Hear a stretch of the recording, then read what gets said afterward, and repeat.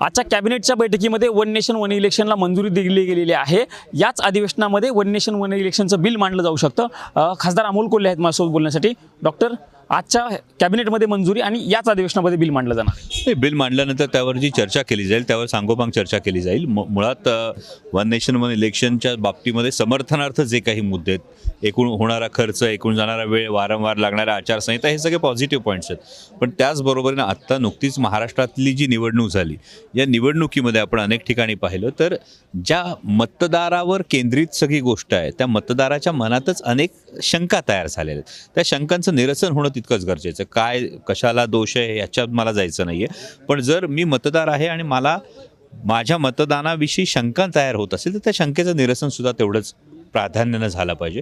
दुसरी महत्त्वाची गोष्ट, याच्यातल्या नेमक्या निटिग्रिटीज काय आहेत ते आधी समजून घ्यावं लागेल, ते बिल पाहावं लागेल, त्यानंतर त्यातल्या निटिग्रिटीज समजून घ्यावं लागेल। एखादं सरकार, राज्य सरकार हे आधी बरखास्त झालं तर त्यावेळी नेमकी काय प्रोव्हिजन केली जाणार आहे।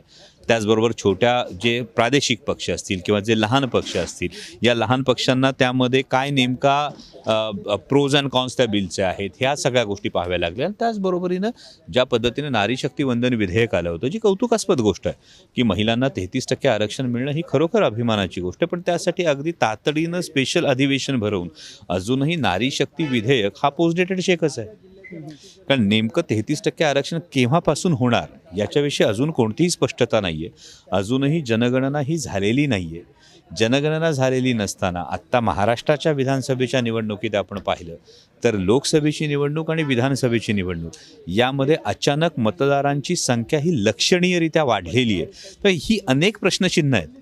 त्यामुळे जेव्हा बिल चर्चेला येईल त्यानंतर त्याच्यावर सांगोपांग चर्चा करता येईल। तुम्ही म्हणताय बिल चर्चेला आल्यानंतर तुम्ही मुद्दे मांडणार, पण यातला एक महत्त्वाचा मुद्दा असा होतो की लोकसभेची निवडणूक महाराष्ट्रामध्ये होती तेव्हा 60 टप्प्यामध्ये निवडणूक झाली, पण आता हे सगळं एका टप्प्यामध्ये होणं शक्य वाटतं का तुम्हाला? म्हणजे तुम्ही कसं बघता? हाच महत्त्वाचा मुद्दा आहे की जर केंद्र सरकार वन नेशन वन इलेक्शनच्या साठी तयारी करत होतं तर मग एकाच टप्प्यात लोकसभेची निवडणूक जर घेता आली नाही, मग आता वन नेशन वन इलेक्शन नेमकं का? की हा सुद्धा नारी शक्ती वंदन विधेयक सारखा हा सुद्धा पोस्ट डेटेड चेक हे सुद्धा एक दिवा स्वप्नच आहे का, हे पाहणं गरजेचं आहे। खर्च कमी होईल असं सरकारचं म्हणणं एकदाच निवडणूक ते सरकारचे हे पॉझिटिव्ह पॉईंट सगळेच आहेत ना। मग त्याच दृष्टीनं माता भगिनींचं म्हणजे महिलांना 33% आरक्षण मिळणं अभिमानाचीच गोष्ट आहे ना।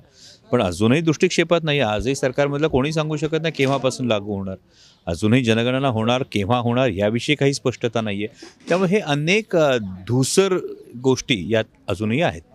डॉक्टर, एक वेगळा प्रश्न विचारतो। सकाळी अजित पवारांनी साहेबांची भेट घेतली, इथे येऊन सगळा पक्ष आला होता भेटीला, कारण पक्षाचे वरिष्ठ नेते येत होते। कसं बघताय भेट? मला वाटतं जे नेते आले होते त्या सगळ्या नेत्यांनी आदरणीय साहेबांच्या नेतृत्वाखाली काम केलेलं आहे आणि आजचा हा खरं तर वाढदिवसाचा हा क्षण आहे आणि त्यावेळी जर या सगळ्या नेत्यांनी येऊन शुभेच्छा दिल्या तर मला वाटतं ही सगळ्यांचीच कौटुंबिक भेट आहे, हे वेगळे संबंध। त्याच नेत्यांनी साहेबांवरती कडाडून टीका पण केली। नाही, हे बघा, राजकारणामध्ये काही बांधाला बांध गुणाचा नाही आहे आणि त्यामुळे ते आले, त्यांनी शुभेच्छा दिल्या, साहेबांनी त्या शुभेच्छांचा स्वीकार केला। मला वाटतं एक महाराष्ट्राच्या प्रगल्भ राजकीय संस्कृतीचे दर्शन घडलं आहे। हे डॉक्टर अमोल कोल्हे होते आणि त्यांनी सांगितलेलं आहे की वन नेशन वन इलेक्शन हे बिल जेव्हा चर्चेला येईल त्यावेळेस त्यातल्या पॉझिटिव्ह गोष्टी काय आहेत ह्या बघून पुढची भूमिका आम्ही ठरवू। मात्र नारी शक्ती वंदन विधेयक जे होतं, महिलांना 33% आरक्षण देणारं, ते कधीपासून लागू होईल याची अद्यापपर्यंत क्लॅरिटी मिळालेली नाही। त्यामुळं या विधेयकाचं काय होईल अशा पद्धतीचे एक सवाल देखील डॉक्टर अमोल कोल्हे यांनी उपस्थित केल्याचं आपल्याला बघायला मिळत आहे। कॅमेरामन राजीव गौतमसह मी प्रमोद जगताप, साम टीव्ही न्यूज, नवी दिल्ली।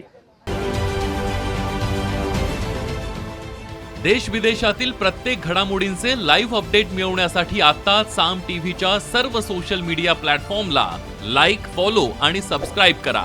तसंच सर्व नोटिफिकेशनसाठी बेल आयकॉन प्रेस करायला विसरू नका।